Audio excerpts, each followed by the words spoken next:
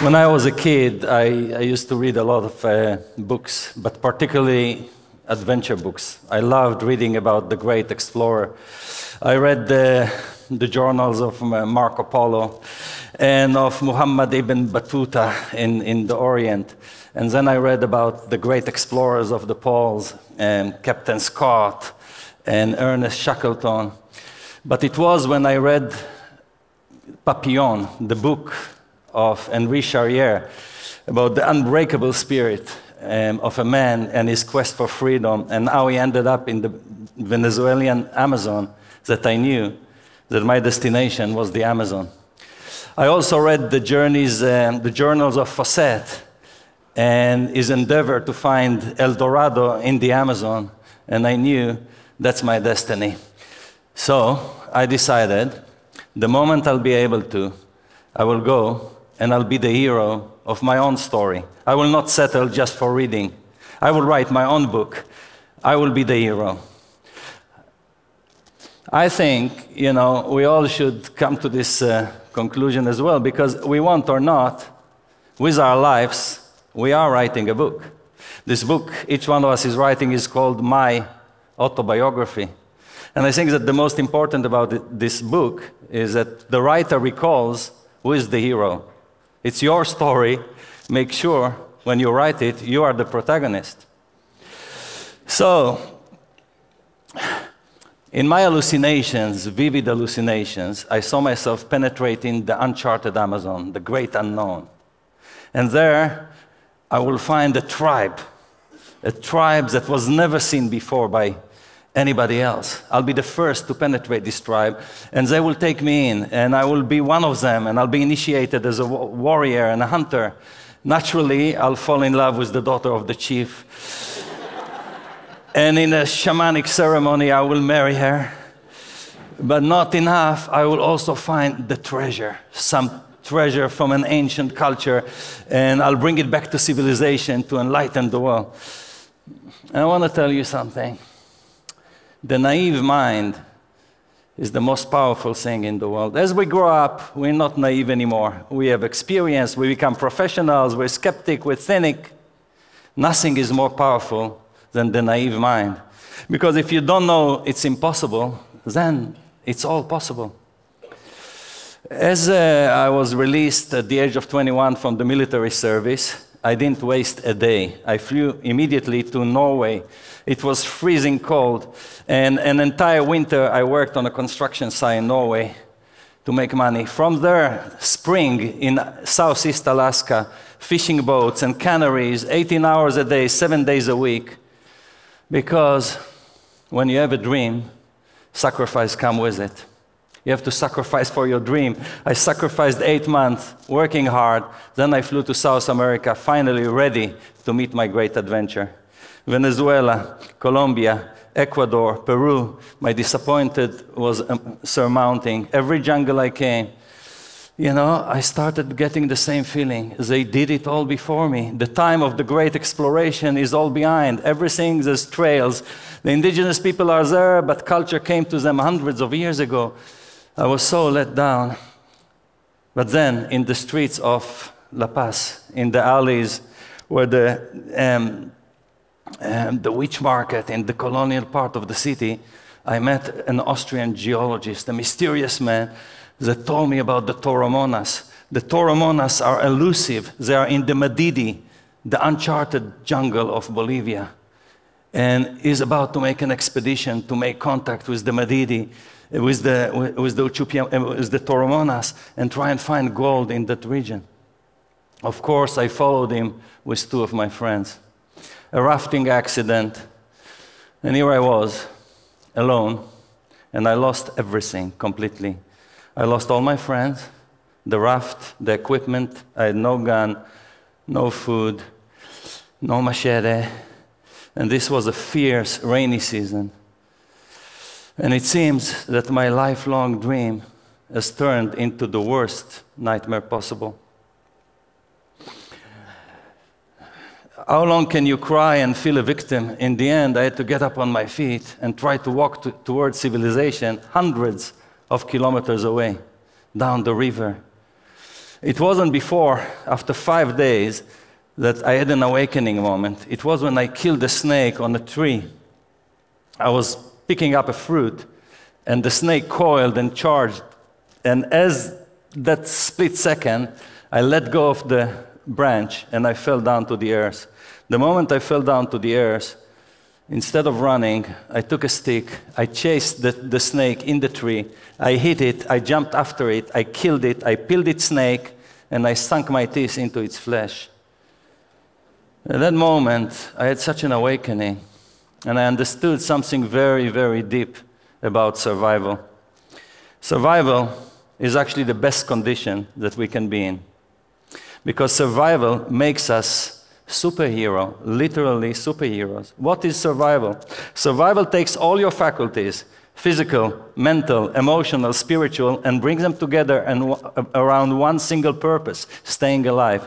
When you have all your faculties at their max, wrapped around one purpose, laser focused, you're the strongest that you can be. Actually, I never felt so good in my life. I never belonged as much. And I tell you, sometimes you need to get lost if you're about to find your true self. What the forest taught me is the deep, deep principles of life in nature. And I want to share some events from my survival and illuminate those principles. 15 days of solitude. The pain is indescribable because my feet don't have, like the skin peeled off my feet. I'm walking on raw flesh, inflamed. I have worms under my skin. All my body is one open wound. And nothing heals when it's raining day and night. Pain. But you get used to pain. And you realize that it's the suffering that is the problem. The suffering disappeared because the mind collapsed. There's just pain. There's no suffering. Pain is a product of the body. Suffering is a product of the mind. The mind shuts down, and I can deal with the pain. Then 15 days, a huge storm comes, and a flood takes me, and I swim against the current, and I fight for my life, and I escape for the hills. And as I come down from the hills on my knees and elbows, it's 17 days now. When I come down from the hill, I hear a noise, and I realize it's an airplane. I run, I wave, but the airplane passes oblivious. I'm under the canopies, they cannot see me. I break down, and I start crying. And something snaps inside of me, and I feel the joy of letting go, the joy of giving up. All I want now is to die. I gave up on life. At that moment, life didn't give up on me. So suddenly I hear somebody else is crying, and it's impossible. But when I open my eye, I see a young woman in the bush, and she's sobbing, and she's wounded, and she's crying, and I rush over to her, and I start screaming at her, "Why are you crying? The airplane may come back. We don't have time to waste." I pull her from the mud, and for 2 days, all I do is taking care of her. And this is the first principle that the forest taught me. We are interdependent. Our life depends on each other. When we have an opportunity to save somebody else's life, that's what saves our life.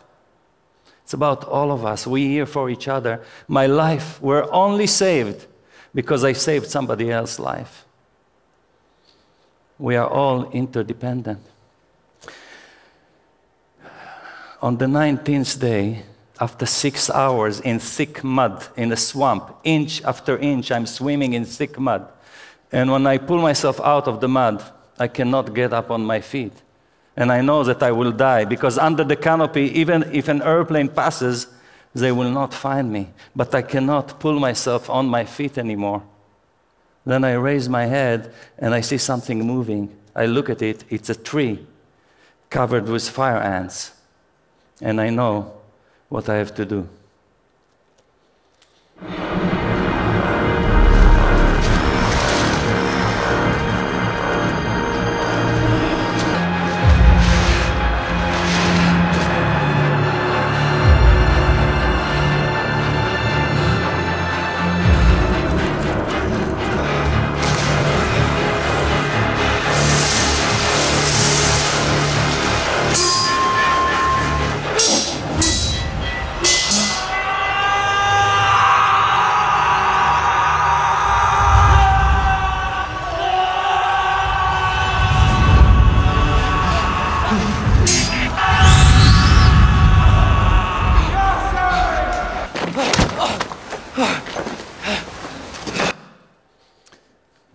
pain and the hallucination induced by the fire ants, they saved my life.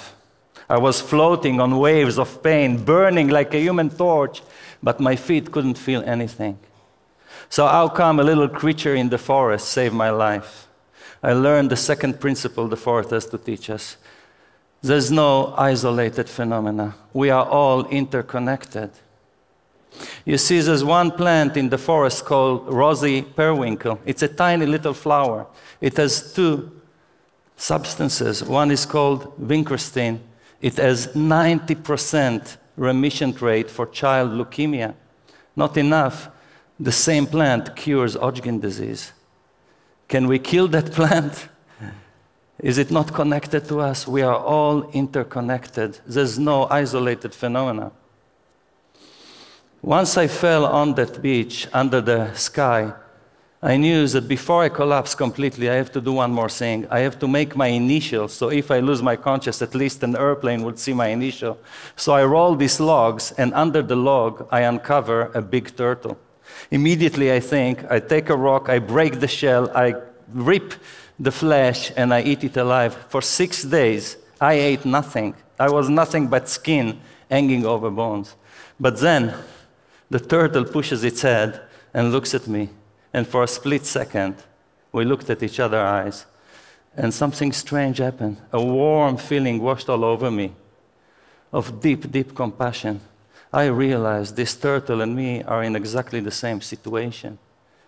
And I apologized to the turtle. I said, "You are my brother. I will not hurt you." And I let this turtle go. And maybe it's the deepest, most important thing, the compassion that we have for each other when we realize we are all interrelated. We are one big family here in the same circumstances, in the same situation. We are family. My life was saved. Kevin made it out of the jungle. The Chupiamonas, the only tribe in the Madidi, found him. He came back with 2 Chupiamona hunters, and they saved my life. But 10 years later, I came back in search for the Chupiamonas. I wanted to tell them, to thank them for saving my life. When I arrived in the village up the Tuichi River, they told me that it's them that are dying. The entire village is dying. The youth are leaving the village and never coming back. They want progress. They want money. They don't want the ancestral life. So the elders told me, we have an idea.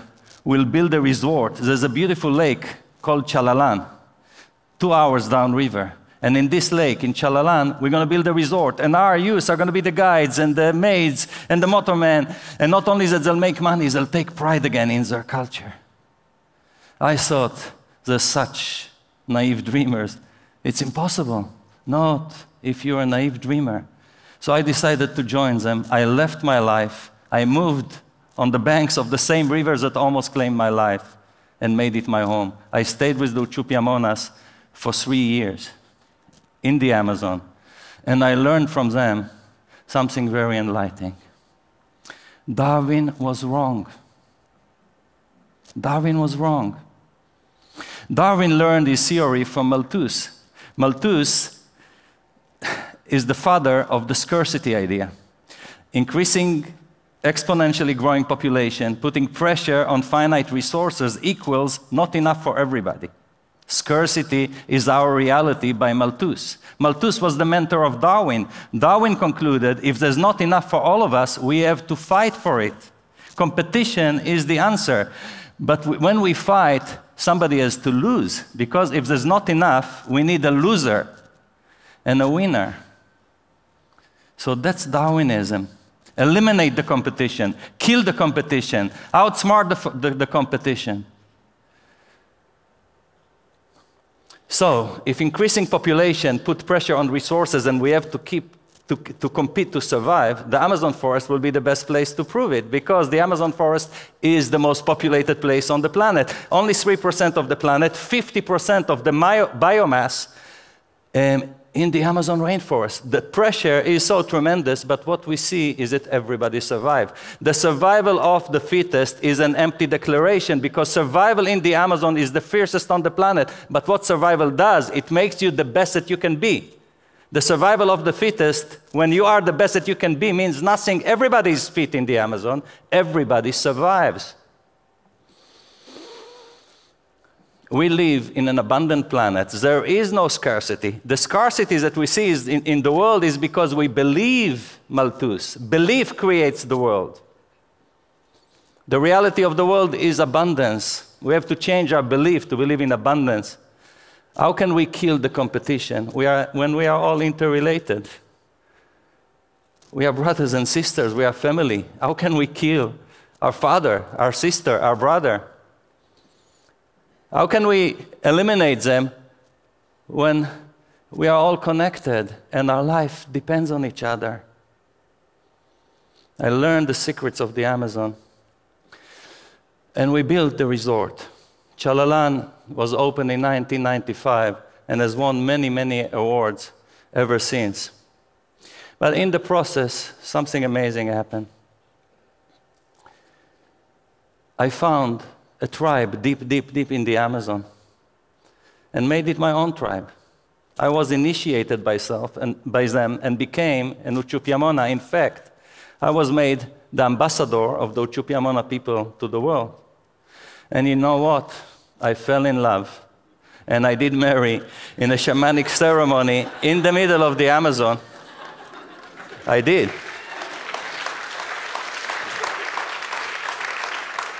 And I even found the treasure and came out of the jungle to share these treasures with you. Thank you so much. What an amazing story. Was that not an amazing story? You left the forest, you left the Amazon, but clearly the Amazon didn't leave you. That's right. So, in your journeys and all the peoples that you've met, do you feel there's a consistent humanity in there? And if it is, how would you describe that? Well, you see, indigenous people, I want to say something about indigenous people because we're here and there's Aboriginal tradition. I want to tell you something. We are all indigenous people. You show me one alien here, please rise. We're all indigenous people. We're all natural, native, tribal people. This is our home. That's a very important message. We are all indigenous. And what indigenous means is a deep connection to the place, to our tradition, to nature. Indigenous people know they are nature. The people that we have become in societies, we think we have to take care of nature. We are above nature. We take care of, if we're good people, we take care of nature, but we're not nature. Indigenous people know we are nature. When you know you're it, as I say, you understand the base principles. We are all together. We are all one thing. We are on one living organism. When you know that, not intellectually, but by your way of life, that is very important to preserve. The Amazon and its people and its tradition are something that we need. And it's very important that we don't see it as something external and not do something good to help them. There are no them. There are no them. Beautiful.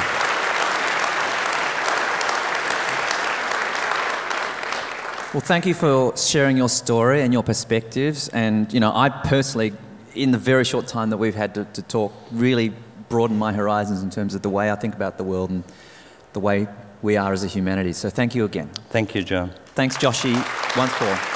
Thank you.